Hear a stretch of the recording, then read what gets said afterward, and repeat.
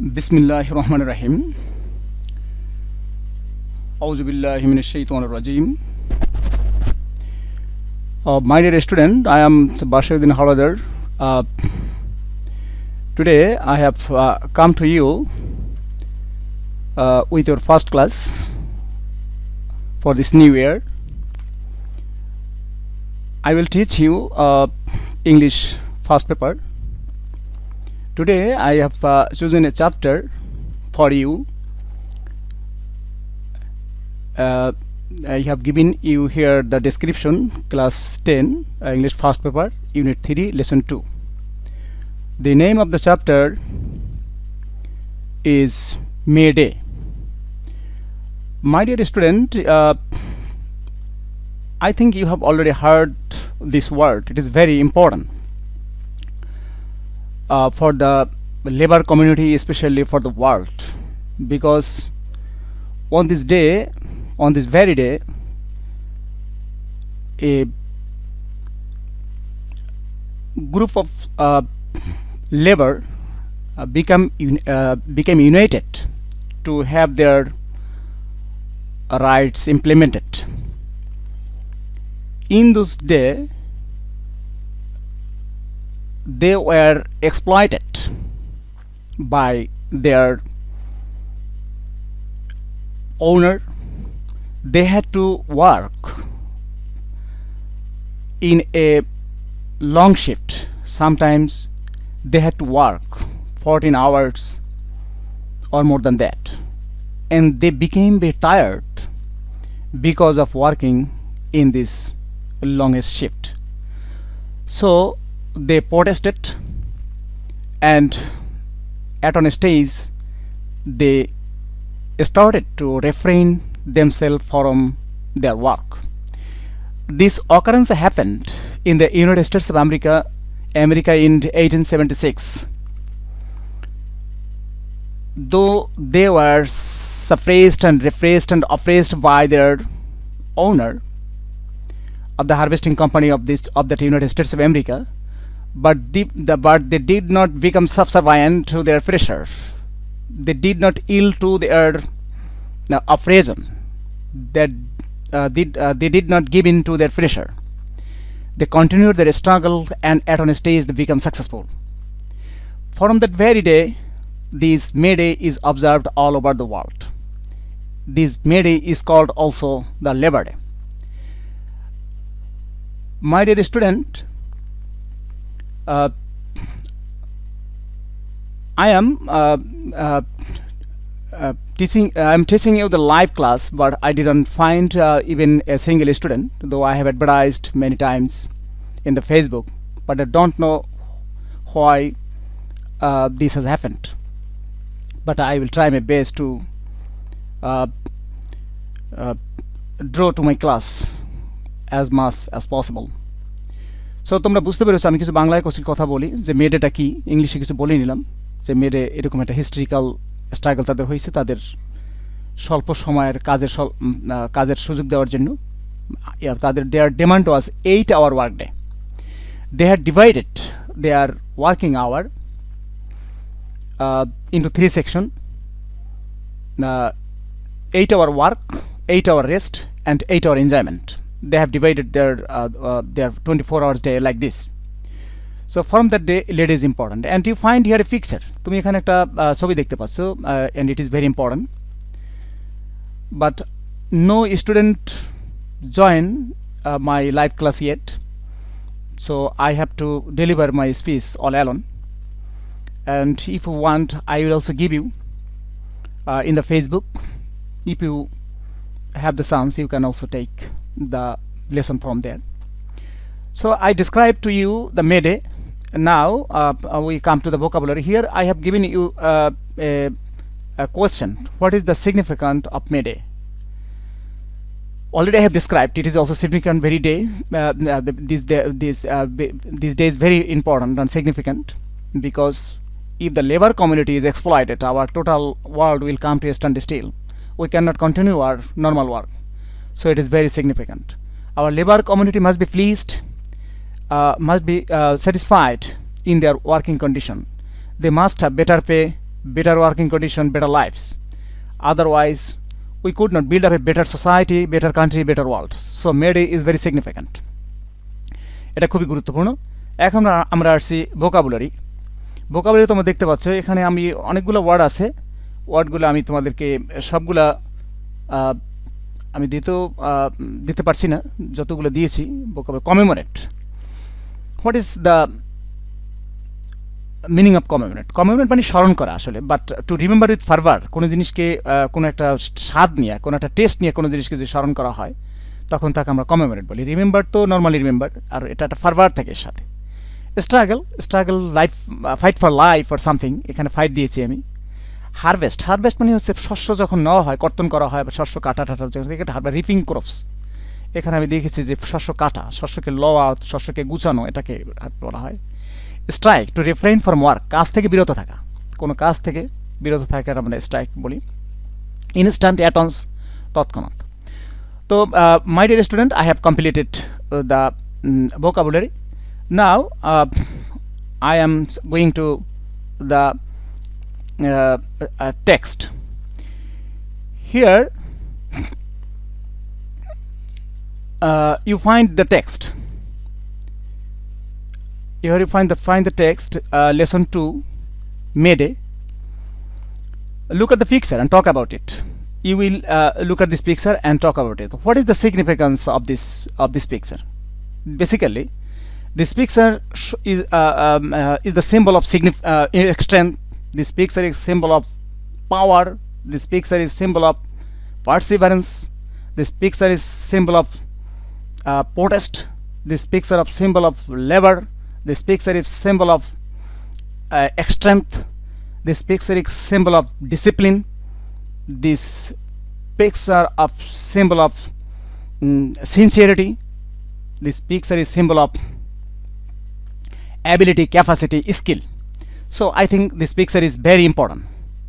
You have understood.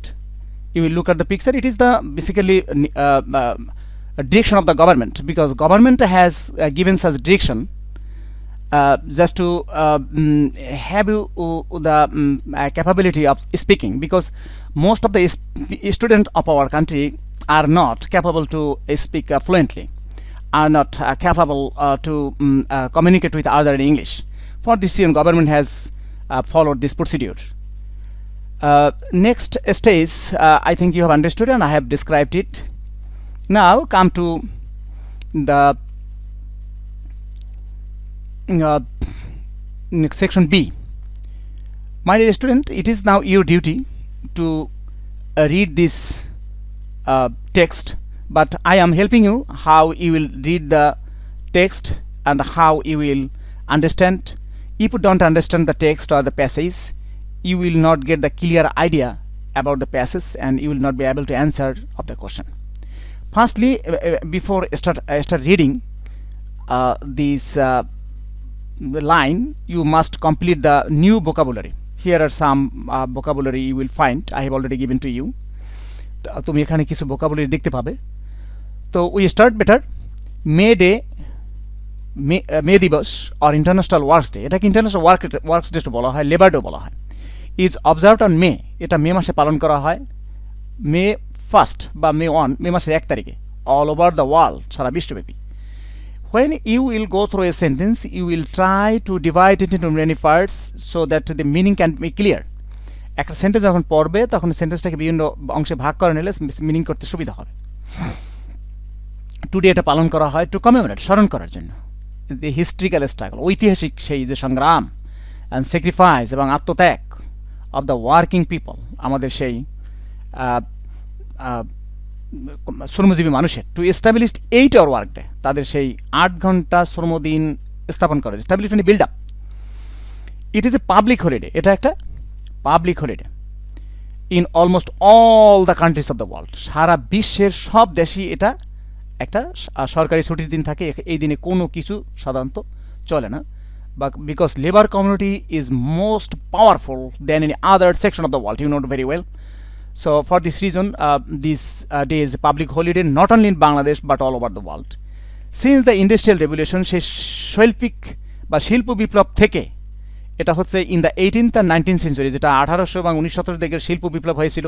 কারণ ওই সময় মানুষ শিল্পের একেবারে জোয়ার শুরু হয়ে গেছিল। দেয়ার ওয়াজ এ tide of there was a flow of industry everywhere, including Europe, America, North America, South America, Asia and everywhere.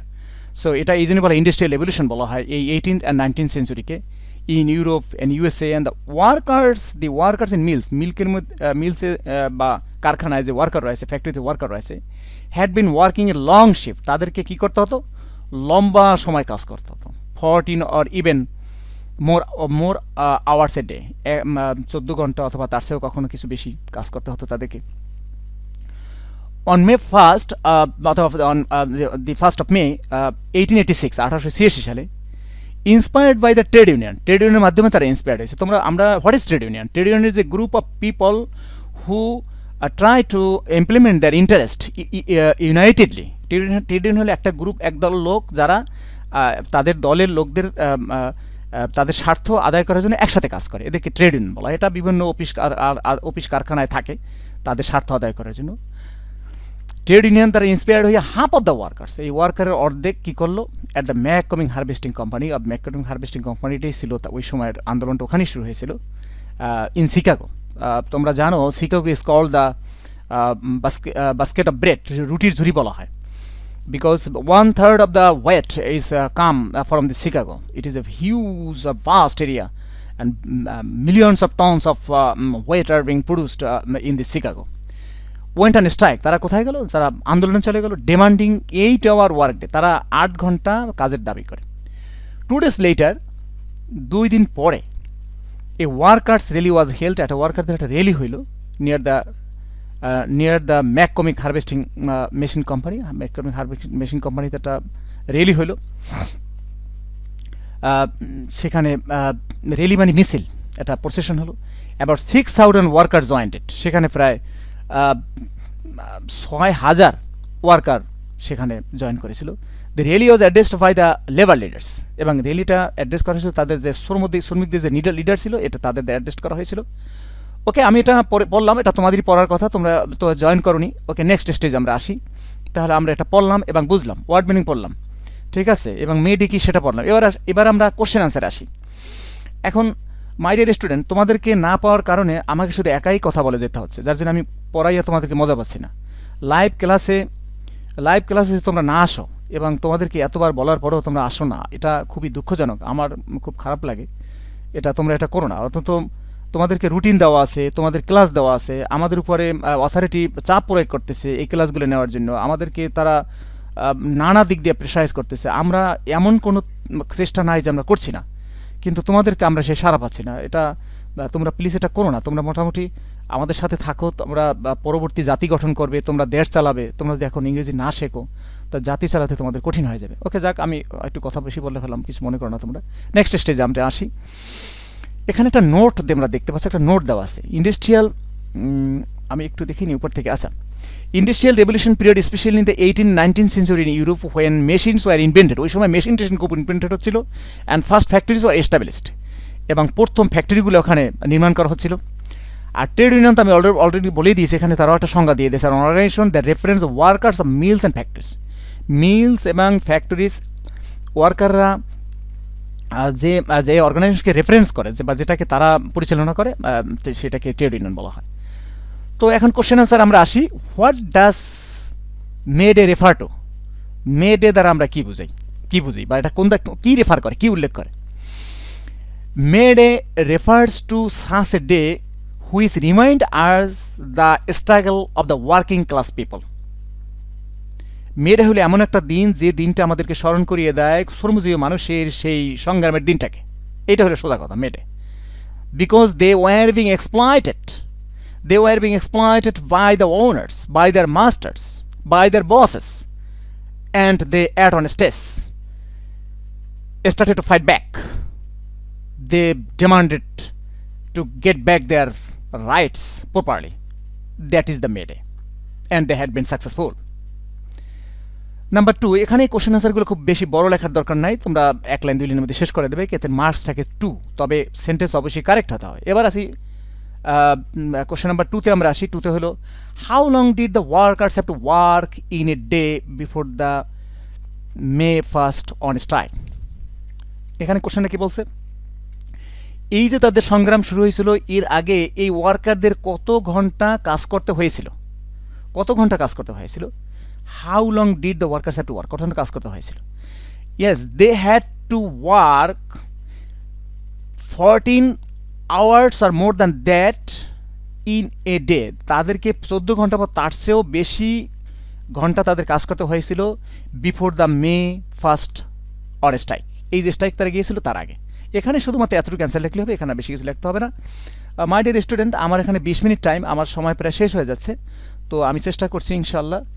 আচ্ছা, number 3, why did workers in Chicago go on strike. Chicago ওয়ার্কাররা কেন স্ট্রাইকে গিয়েছিল, দে ওয়েন্ট অন স্ট্রাইক। তোমরা এখন মনে রাখো এটা যেহেতু পাস্ট ইনডেফিনিট দিয়ে কোশ্চেন করা হয়েছে, তো অ্যান্সারও কী হবে, পাস্ট ইনডেফিনিট হবে। তাই তুমি লিখবা, the workers in Chicago went on a strike to get back to get their rights, they to get their 8 hour work day. তাদের 8 ঘন্টা শ্রমদিন পাওয়ার জন্যই তারা কাজ করতে গিয়েছিল, এইটাই ছিল তাদের ওখানে মূল দাবি।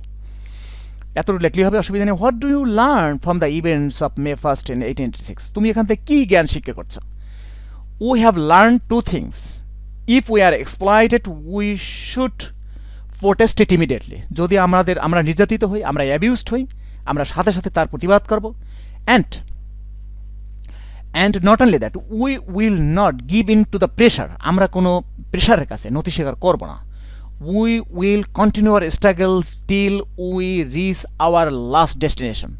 যে পর্যন্ত আমরা until we reach our last destination, যে পর্যন্ত না আমরা আমার লাস্ট ডেস্টিনেশনে পৌঁছি, until we get back our desired result, we will continue the struggle. We get here the 2 things. We get here the 2 things from this struggle. তো ঠিক আছে, তোমরা কোশ্চেন আনসার পেয়ে গেলা। এবার আসি আমরা সিতে আসি। মাই ডিয়ার স্টুডেন্ট, আমরা যদি সময় কাউন্ট করি তাহলে আমাদের হাতে আর 2 মিনিট সময় আছে। Fill in the blanks with the verbs given in the box, put them into their correct forms. এখানে এই ভার্বগুলোর আবার কিন্তু কনজুগেটেড হবে, যার জন্য কারেক্ট ফর্মের কথা বলা হয়েছে, কারণ সবসময় একরকম হবে না। তোমরা এটা বোঝার চেষ্টা করবা, এই জন্য তোমাদের টেন্স ভালো করে বুঝতে হবে। কি দেখো এখানে কি বলছে, আমি এটা সম্ভবত এটা শেষ করতে পারবো না, তারপরও আমি চেষ্টা চালিয়ে যাচ্ছি। অ্যাড অর্থ যোগ করা, অ্যারাইভ পৌঁছানো, বিগিন শুরু করা, ডু করা, হিয়ার শোনা, লাইভ অর্থ বাস করা অথবা সরাসরি জীবন্ত, আমি যখন লাইভ প্রোগ্রাম করছি। সেন্ড অর্থ পাঠানো, সাপোর্ট অর্থ সমর্থন করা, টিড অর্থ পা দিয়ে মারানো, কোনো জিনিস আমরা পা দিয়ে যখন মোসরাই যে ফেলি বা পা দিয়ে কোনো কিছুই করি, একটা ট্রেড বলা, এটা ট্রোডনে ওয়ার্ক, ট্রোডেন পথ, পা দিয়ে মারানো পথ, এরকম ওয়ার্ক অর্থ কাজ করা। তো শব্দের অর্থগুলো আগে ভালো করে বুঝতে হবে, তারপরে তোমাকে ভিতরে ঢুকতে হবে।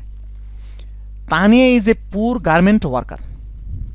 তানিয়া একজন গরিব গার্মেন্ট ওয়ার্কার। এখানে তোমাদের 2টো জিনিস মনে রাখতে হবে, অর্থ বুঝতে হবে এবং গ্রামার বুঝতে হবে, নাইলে এই শব্দ এখানে বসাতে পারবো না।